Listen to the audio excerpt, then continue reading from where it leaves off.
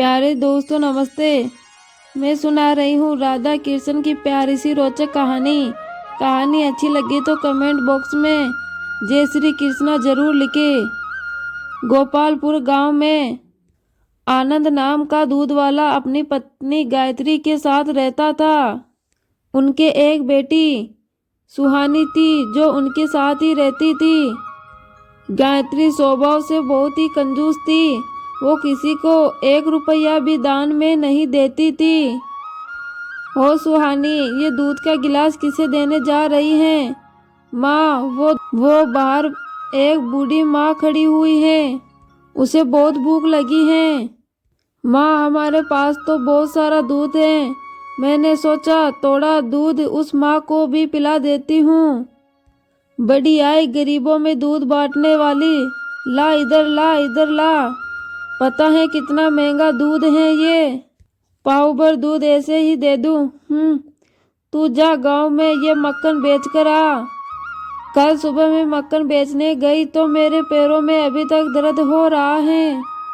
और कभी कोई कहे कि मक्खन के पैसे तेरे पापा को दे देंगे तो तू साफ मना कर देना। ये हिसाब अलग है। और तेरे बापू अभी 8-10 दिन बाद शहर से घर लौटेंगे, तब तक थोड़ी इंतजार करेंगे हम। ठीक है माँ। सुहानी मक्खन बेचने चली जाती है। मक्खन ले लो मक्खन, ताजा ताजा मक्खन ले लो। अरे सुहानी बेटी, आज तू मक्खन बेचने आई है? सुबह दूध गायत्री दे गई थी। तेरे बापू घर पर नहीं है क्या? हाँ काकी, बापू घर पर नहीं है। माँ दूध बेचने आई थी तो उसके पैर दर्द कर रहे हैं, इसलिए मैं मक्खन बेचने आई हूँ। अच्छा, ला बेटी 1 किलो मक्खन कर दे। और फिर इसी तरह सुहानी गांव में मक्खन बेचने निकल गई और गांव में मक्खन बेचकर घर लौटी।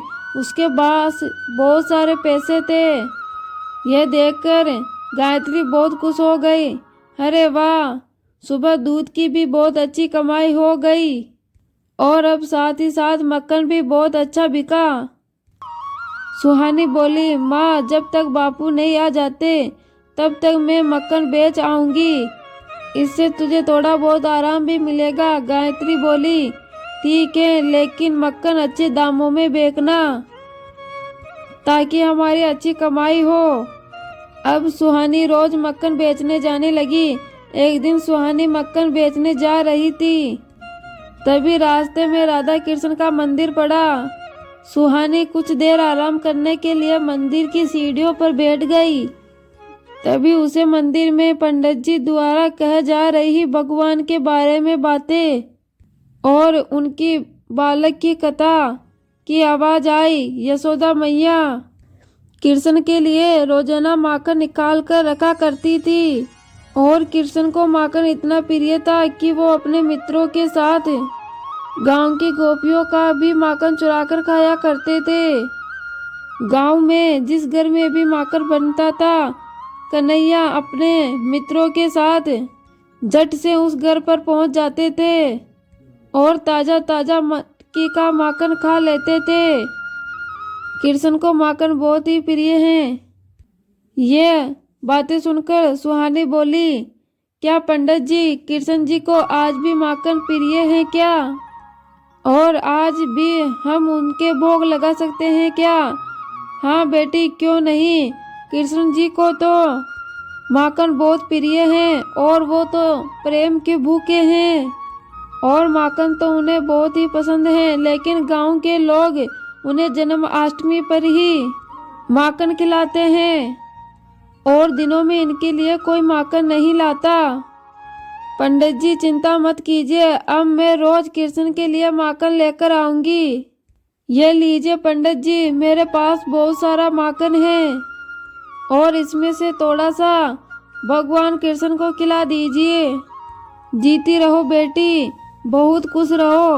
अब सुहानी रोजाना ही मक्खन बेचने जाती तो थोड़ा माखन कृष्ण को चढ़ा जाती थी और उसके बाद बचा हुआ माखन गांव में बेच आती थी। माँ ये लो आज के माखन के पैसे। क्या बात है सुहानी, आजकल तू तो माखन के बहुत कम पैसे देने लगी है, कहीं तू पैसों को खर्च तो नहीं कर देती? नहीं माँ, मैं तो सारा माखन बेचकर आती हूँ। वो तो लग रहा है गाय भैंस पतला दूध दे रही है, इसी कारण माखन कम निकलता है। गायत्री अपने मन में सोचती है कुछ तो गड़बड़ है, मुझे इसका पीछा करना ही होगा और ये मेरे से झूठ बोल रही है। गायत्री सुहानी का पीछा करती है। गायत्री सुहानी जैसे ही मंदिर की सीढ़ियों के पास रुकती है, गायत्री झट से उसका हाथ पकड़ लेती है। ये तू मंदिर में कहाँ जा रही है? मैं तो तुझे माखन बेचने के लिए बेचती हूँ, और या फिर तुझे यहाँ खेलने के लिए? चल अब मैं भी तुम्हारे साथ माखन बेचने जाया करूँगी, तू इधर उधर खेलने लग जाती है। सुहानी अपने मन में सोचती है अब मैं क्या करूँ, माँ तो मेरे साथ हैं और मंदिर में राधा कृष्ण को मक्खन का भोग कैसे लगाऊं। गायत्री ने सुहानी के साथ मक्खन बेचना जाना शुरू कर दी, इसलिए सुहानी अब राधा कृष्ण को मंदिर में मक्खन खिलाने नहीं जाया करती थी। ऐसे ही कई दिन बीत गए। एक दिन सुहानी अपने बापू के साथ बाजार में चली गई, तभी पीछे से बहुत ही सुंदर दो बच्चे गायत्री के पास आए। मेरा नाम राधा है और इसका नाम कृष्ण है, हम दोनों मंदिर में रहते हैं। गायत्री बोली, तो मैं क्या करूं, यहाँ क्यों आए हो? राधा बोली, सुहानी हमें रोज माखन खिलाने मंदिर आया करती थी, पर कुछ दिनों से वो नहीं आ रही थी, इसलिए हम दोनों खुद ही आ गए। कृष्ण बोला, हाँ मैंने तो बहुत दिनों से माखन खाया ही नहीं। गायत्री बोली, अच्छा तो तुम दोनों ने सुहानी को माखन के पैसे दिए थे? नहीं, हमने माखन के पैसे नहीं दिए। अच्छा, तभी मैं कहूँ माखन के इतने पैसे कम क्यों आ रहे हैं? मुफ्त का माखन नहीं है हमारे पास, अगर तुम्हारे पास पैसे हैं तभी तुम्हें माखन मिलेगा। और हाँ, इतने दिनों से तुम दोनों ने माखन खाए हैं ना, मैं उनके भी पैसे वसूल कर कर ही रहूंगी। लाओ पैसे दो। कान्हा बोला, हमारे पास पैसे नहीं हैं, लेकिन हाँ हमारे पास ये सोने के कड़े हैं, आप इन्हें रख लो। गायत्री बोली, अरे वाह, माखन के लिए सोने के कड़े, ये तो सोने पे सुहागा हो गया। हाँ हाँ रुको, मैं अभी तुम्हें माखन देती हूँ। गायत्री की खुशी का ठिकाना नहीं था।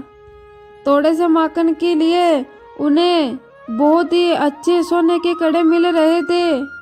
कुछ देर बाद सुहानी और उसके बापू घर लौटते हैं।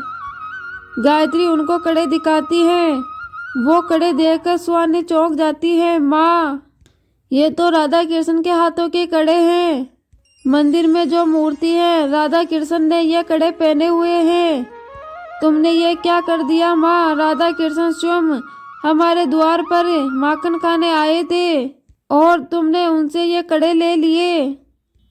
सुहानी के बापू बोले, गायत्री, भगवान तो प्रेम के भूखे हैं और तूने माखन भगवान को बेच दिया। इतनी कंजूसी और इतनी लालच अच्छी नहीं गायत्री। तूने भगवान से भी कंजूसी करनी नहीं छोड़ी। राधा कृष्ण बच्चों का रूप धारण करके तुम्हारे पास आए थे, वो तुमसे थोड़ा ही तो माखन मांग रहे थे। तूने बहुत गलत किया गायत्री, बहुत ही गलत किया। वो तो भगवान थे और किसी साधारण बच्चे के साथ भी तुम्हें ऐसा व्यवहार नहीं करना चाहिए था। बच्चे भी भगवान का रूप होते हैं गायत्री। गायत्री रोते हुए बोली, मैंने ये क्या कर दिया? मैं जानती थी सोने का भाव ज्यादा है, फिर भी मैंने उनसे सोने के कड़े ले लिए। मैंने उन्हें साधारण बच्चे समझ के लूट लिया। हे भगवान, मुझे क्षमा कर दो, मुझे बहुत बड़ा पाप हो गया। सुहानी, चल बेटा मंदिर चल, मैं राधा कृष्ण से क्षमा मांगूंगी और खुद उनके हाथों में ये कड़े पहनाऊंगी।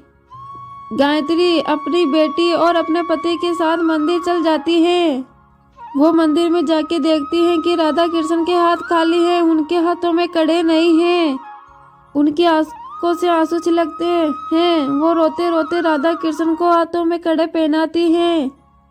मेरी भूल क्षमा कर दो भगवान, मुझसे गलती हो गई, मुझे दर्शन दो भगवान, मुझे दर्शन दो।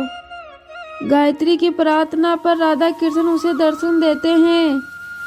गायत्री, सुहानी और आनंद राधा कृष्ण के हाथ जोड़कर क्षमा मांगते हैं और राधा कृष्ण उन तीनों को आशीर्वाद देकर अंतर ध्यान हो जाते हैं। और उस दिन से गायत्री ने कंजूसी करना छोड़ दिया। गायत्री अब सुहानी के साथ रोजाना माखन का पहला भोग राधा कृष्ण को चढ़ाया करती थी। उसके पश्चात ही वो गांव में माखन बेचा करती थी। गायत्री अब गरीब लोगों की भी मदद करना शुरू कर दी और अब वो दान पुण्य करने में लग गई। तो प्यारे दोस्तों, ये थी राधा कृष्ण की रोचक कहानी अच्छी लगी हो तो कमेंट बॉक्स में कमेंट करके ज़रूर बताएं। धन्यवाद।